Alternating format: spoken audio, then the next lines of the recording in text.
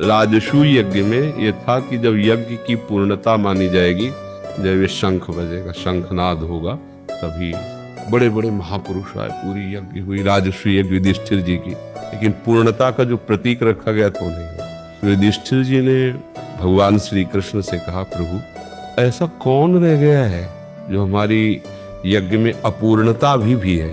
ब्रह्मा जी रहते भगवान सो, स्वयं भगवान विराजमान श्री कृष्ण चंद्र जी। भगवान ने कहा, अति दैन्य और गुप्त भजन करने वाला भी महापुरुष प्रसाद नहीं पाया, अगर वो पाले तो अभी यज्ञ की पूर्णता हो। तो उनका प्रभु त्रिभुवन के तो सब महर्षि ब्रह्म ऋषि पधारे हैं, ऐसा कौन है। उनका आपके नगर में ही है। हमारे नगर में इतना महाभागवत रहता है बड़ा, और हम आज तक जाने नहीं, कुल जाने के आपके घर भी आता है।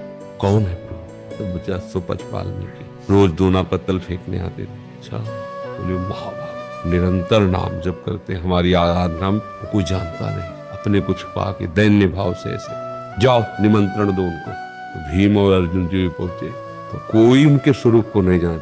चित्रपट विराजमान के अश्रु प्रवाह करते भगवान के सामने वो बैठे थे। जो देखा कि भीम अर्जुन आए, सो तत्काल पर्दा किया कि हमें कोई जान न पावे।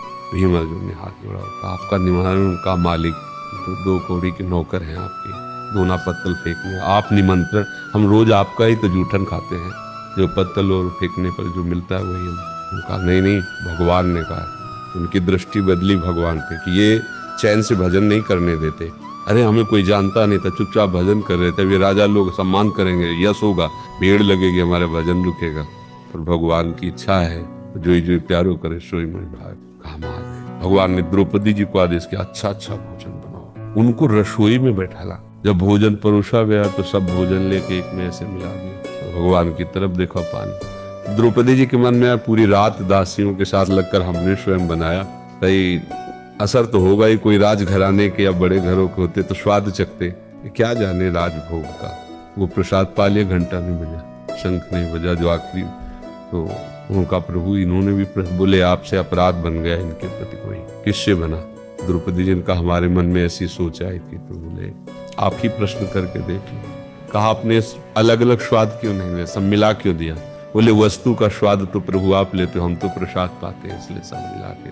तब द्रौपदी जी को पता चला कितने बड़े, उनके पाने पर 1 घंटा बजने, उनके पाने। तो आप देखो क्या है वो, बाहर से दोना पत्तल उठाने की झबिया, हाथ में झाड़ू, और भगवान कितनी नजर रखते हैं उन पर, कितनी मान्यता है कि बड़े बड़े ब्रह्म ऋषियों को लघु कर दिया उनके सामने, और उनको बैठा, अहो वत्सो पुष्पो गरियान यज्जिद्भाग्ये वर्तते राम तुभ्यम।